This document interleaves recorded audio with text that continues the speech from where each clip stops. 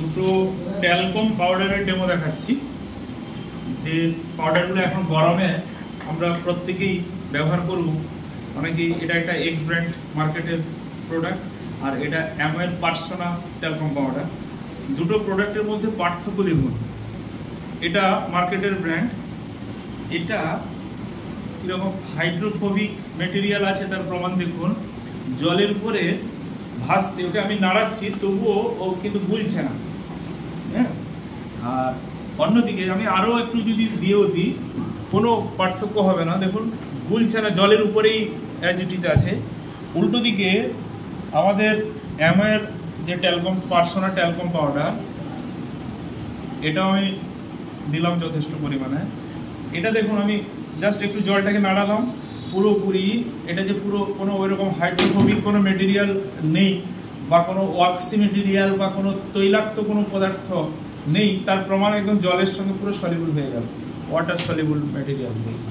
হ্যাঁ, একে চামচ দিয়ে নাড়ালেও দেখুন, চামচ দিয়ে নাড়ালেও উপরে কিন্তু ডেলা ডেলা হয়ে থেকে যাচ্ছে। এই দেখো উপরে কিন্তু ডেলা ডেলা হয়ে থেকে যাচ্ছে।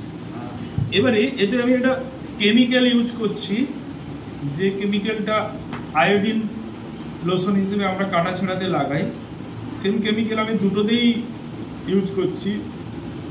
এর জন্য কেমিক্যাল রিয়াকশান যাতে হয় আমাদের অ্যামওয়ের প্রোডাক্টেও কি হবে দেখুন।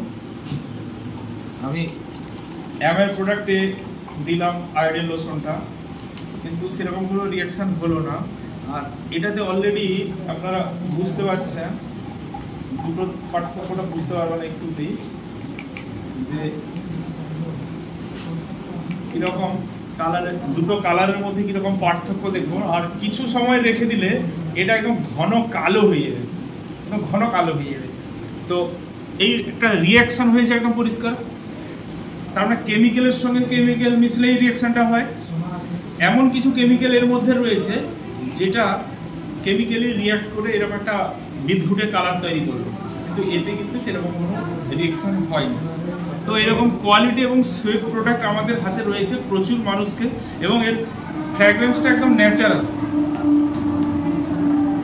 এই আপনারা জানো তো প্রশান্ত, এই হাতে নাও, একদম ফাইনেস্ট পার্টিকেল, ফাইনেস্ট পার্টিকেল থেকে নেওয়া। সমাজবাবু দেখেছেন, যদিও এই পাউডারটা আমার হাতে এটা অনেক দিনের হয়ে গেছে, এটার ডেটটা অনেক পুরানো, তবুও যেন একদম কারেন্ট প্রোডাক্টের মতোই গন্ধটাও দেখুন, যেন ন্যাচারাল ফ্র্যাগ্রেন্স।